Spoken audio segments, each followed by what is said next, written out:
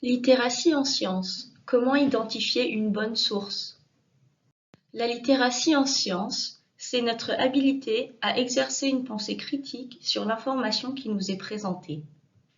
Il existe deux types de sources, les sources primaires et les sources secondaires. Une source primaire fournit une perspective directe d'un événement historique ou scientifique. Celle-ci inclut les encyclopédies, les livres scientifiques et les articles de journaux scientifiques. Connaître les mots-clés du sujet de recherche peut faciliter la navigation de ces sources. Par contre, les sources primaires peuvent être difficiles à comprendre quand on n'est pas familier avec leur contexte ou leur structure. D'autre part, les sources secondaires sont utiles pour se familiariser avec un sujet. Celles-ci se réfèrent souvent à des sources primaires en rendant leurs informations beaucoup plus compréhensibles. Mais elles sont moins crédibles et risquent de contorsionner l'information des sources primaires pour communiquer leurs propres intentions. Ces sources sont des articles populaires, des articles de blog ainsi que certains livres.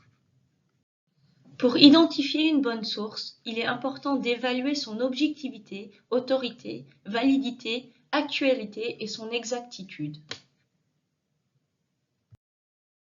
L'objectivité d'une source est sa capacité de prêter un jugement sans laisser interférer ses opinions personnelles. Ça veut dire qu'une source objective est aussi crédible.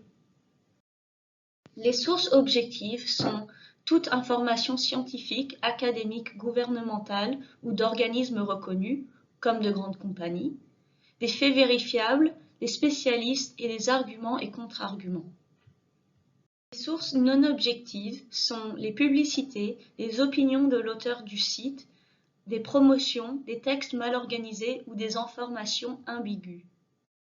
L'objectivité d'une source concerne aussi sa mission. La mission d'une source représente le message qu'elle transmet à son lecteur. Une source qui indique clairement sa mission nous permet d'évaluer son objectivité. Par exemple, un blog qui présente les effets positifs d'un supplément contre la démence sans déclarer qu'il se fait payer par la compagnie pharmaceutique en question n'est pas une source objective. Par contre, un article de revue scientifique qui présente toute la recherche disponible sur un supplément contre la démence, incluant les effets positifs et négatifs, est beaucoup plus objectif. Il faut ensuite évaluer l'autorité de la source, par exemple si l'auteur est identifié et joignable par l'intermédiaire de la source. Il est important de vérifier la crédibilité de l'auteur dans le domaine de recherche. Par exemple, s'il a une formation médicale reconnue, participe à un organisme reconnu dans le domaine de santé, fait partie d'une association reconnue dans le domaine médical ou scientifique. Cela nécessite parfois sa propre recherche.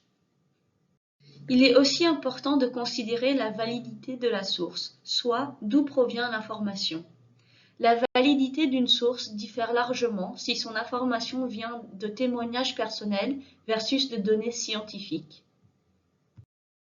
On identifie si la source a été revue par un comité objectif avant d'être publiée. On regarde les références attachées à la source et on évalue leur crédibilité. Pour évaluer l'actualité d'une source, on regarde sa date de publication ou de mise à jour. On regarde aussi si les références sont récentes. L'actualité de l'information devient très importante, surtout quand on investigue de nouvelles recherches en sciences et médecine. Enfin, on identifie la qualité du texte.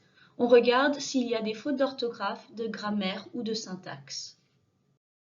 C'est important de faire attention à la contorsion de l'information dans les sources secondaires.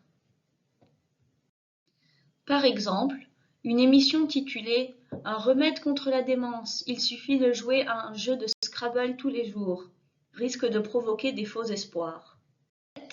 La recherche scientifique montre que jouer à un jeu de société contribue à l'optimisation de notre vieillissement cognitif. Cela ne veut pas dire que jouer à un jeu de société par jour nous protégera contre la démence. Pour évaluer tous ces critères, il est donc important de se poser plusieurs questions. Quelle est la mission de la source? Qui est l'auteur et quelle est sa compétence en matière de santé? D'où vient l'information? L'information est-elle récente? Est-ce que l'information est rédigée clairement et sans faute? En gros, c'est important de rester critique face à l'information que l'on trouve en ligne, ainsi que de vérifier ces informations avec d'autres sources crédibles pour se faire une grande image du sujet de recherche. Cela souligne les valeurs principales de la littératie en sciences.